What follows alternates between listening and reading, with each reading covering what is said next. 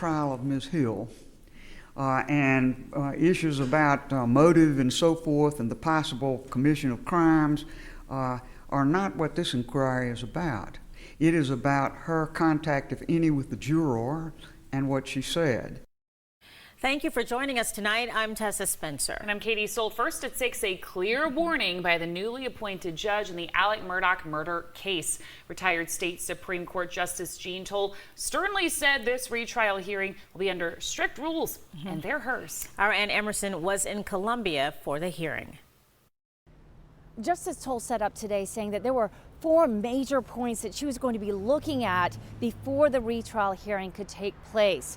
But she did make it crystal clear to both the defense and the state that this is not about Becky Hill's integrity. This is about the integrity of Murdaugh's verdict. And I will begin with the jurors, which is really the heart and soul of the matter. A heart and soul that has been subjected to months of scrutiny ever since Murdaugh's defense team accused Becky Hill, Colleton County's clerk of court, of jury tampering. The jurors' integrity, it's the #1 issue for this newly appointed judge.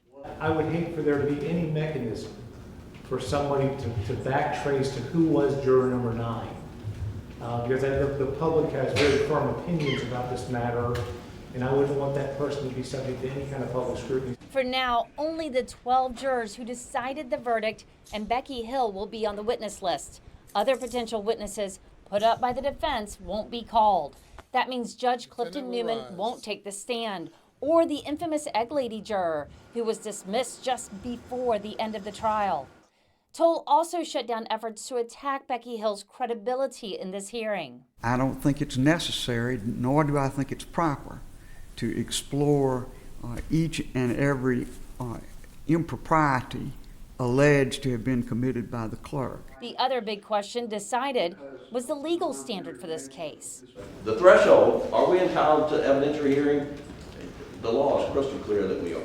But Toal came back firmly in favor of the state, which argued Murdaugh has to prove the juror's verdict was tainted. It cites Aldred and Kelly and says we have consistently held the defendant must prove prejudice in these sorts of claims. And as of now, none of the jurors questioned have said that, not even the one whose sworn testimony the defense has relied on to make its case for a retrial. Working for you in Columbia, Ann Emerson, News 4.